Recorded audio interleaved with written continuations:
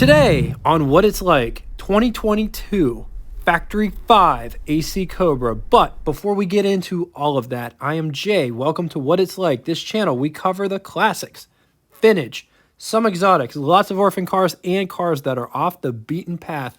We dive in deep with specs and give perspectives not often shown on any other YouTube channel. If that sounds of interest to you, subscribe, hit the bell icon next to it to never miss a video. Before getting into the Factory 5 AC Cobra, which is a replica car, I know it gets a really bad name in the automotive world. It's not a real car.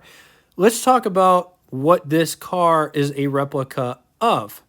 Not going to tell the whole story because eventually I'd like to find a real Shelby Cobra and do a full story on the history and background. Just going to give a gist, just to get an outline or a background of what the AC Cobra was. The AC Cobra was sold in the United States as the Shelby Cobra and the AC Shelby Cobra. It's a sports car manufactured by a British company called AC Cars. It has a Ford V8 under the hood. It was originally produced between the years of 1962 and 1967. The real cars that were produced in the 60s came in three series. The Mark I, which was produced from 1962 to 1963, could have a 260 V8 or a 289 V8. The Mark II was produced from 1963 to 1965 with a 289 V8 as the only engine option, or the Mark III, which was produced from 1965 to 1967. That one had a 289 or the 427. Also worth mentioning that Shelby did experiment with the Ford FE engine of 6.4 liters. It was a 390 cubic inch displacement, but it never saw production. The original Cobra was made out of aluminum. It's also worth mentioning that if it is a real Shelby, it's easily identifiable by the chassis number. We'll start with a CSX/CS. Let's talk Factory 5, founded in 1995. They started off as a small startup business and then they grew to a small garage. Now they are the largest manufacturer of build-it-yourself kit cars located right here in America. Wareham, Massachusetts is their headquarters.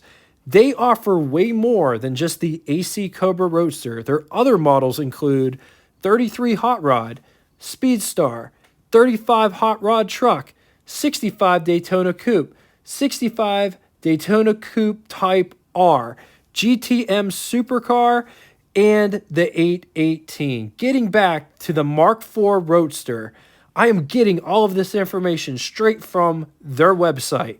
Kits can be had in two flavors. The base kit, which starts at $14,990, or the complete kit, which starts at $20,990. The complete kit will give you everything that you need to build the car, except the engine and transmission. Basically, you will need to source a drivetrain of sorts. You will also need wheels, tires, and paint. All right, let's talk specs. 158 inches long, 48 inches tall, 70.5 inches wide. It rides a wheelbase of 90 inches, weighs. So the weight is going to vary on what drivetrain you decide to put in this car. I'm not entirely sure what drivetrain they put in it for this number because we didn't weigh our car. But their car that they used was 2,250 pounds. Let's talk weight distribution. 46.9 in the front, 53.1 in the rear. Let's talk engine. So like I mentioned earlier, you could put anything you want in this car. I don't think a 572 big block Chevy will fit in here, but the 302, that's the engine that's in ours, fit in here perfectly. So our engine was a 302 cubic inch displacement Coyote V8, 5 liters. It makes anywhere between 425 to 460 horsepower, 6,500 RPM, 420 foot-pounds of torque at 4,600 RPM, with a bore 92.2 millimeters and a stroke of 92.7 millimeters. Compression 12:1. The heads and block are made out of aluminum. On to the button switches and knobs. RPM gauge, speedometer. Notice the speedometer needle goes the opposite direction than what we were used to seeing.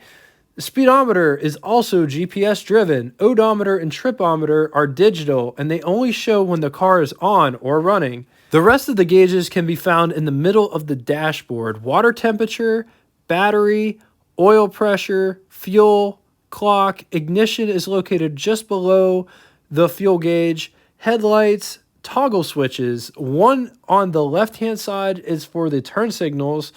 The one in the center is for the bright lights. Four ways is on the right-hand side. And then there's the handbrake on the passenger side footwell. All right, I wanted to show you guys what is under the hood of this beast. Sitting underneath the hood is a 5-liter 302 Coyote V8. This one's fuel injected. It's the same engine they put in the F-150 as well as the Mustang. I don't know if you've ever heard a Mustang, but times that sound by 1,000, and this is what this sounds like. It sounds absolutely incredible. Driving the Cobra.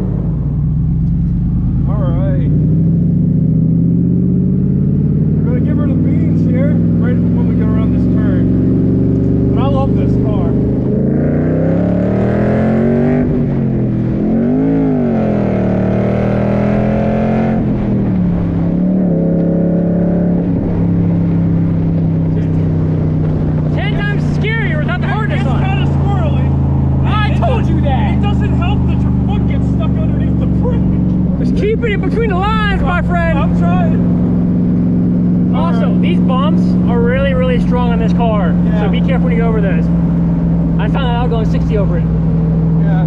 So look at this pedal placement. So my foot keeps getting caught underneath the brake. I have to put it in down here at an angle or I can't push fast enough.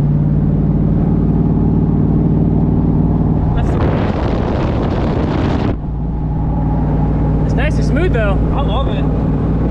Oh. So we're gonna load it up a little bit in third here. Just listen to that. Listen to that exhaust.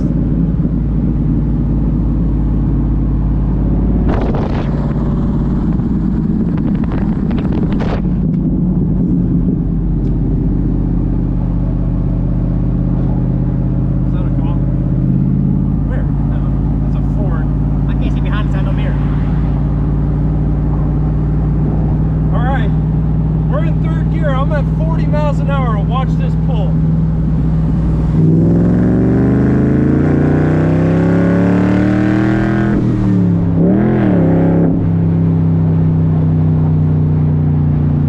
I want one of these so bad. If I could afford one, I would totally buy one. It's worth every penny that they're charging. The greatest thing is like you could go back to third anytime you want to. You could even go back to second. I'm at 40 miles an hour. I'm going to downshift to second real quick. And just listen to that exhaust note. It sounds amazing. I'm going to do a pull. I'm at 20 miles an hour. We're in second gear.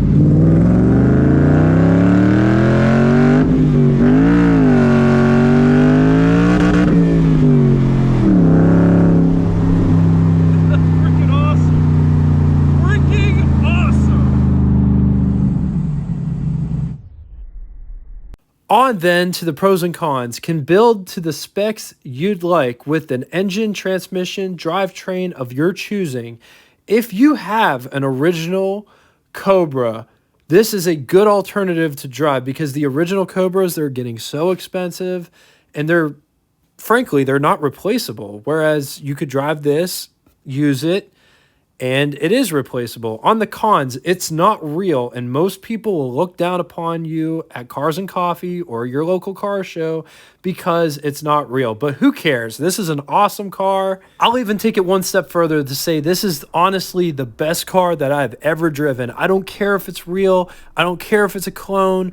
I don't care. It is the best car I've ever driven. Yes, I live a sheltered life. I've driven the Viper and I've driven the Ferrari. I would much rather drive this. And for the same amount of money, like we were talking, we have a Maserati that just came in. They're asking roughly the same amount of money for the Maserati as they are for the Cobra. Ask my boss, which one would you take? I would hands down take the Cobra. Yes, you can't drive it in the rain. There's limitations. But Maseratis drop values like throwing a rock into a pool of water. This won't lose as much money as a Maserati will. But that is just my humble opinion. Let's move on to Name That Tune. I am looking for the correct name of the artist and or band as well as song title. First person to do that will have their comment pinned to the top of the comment section.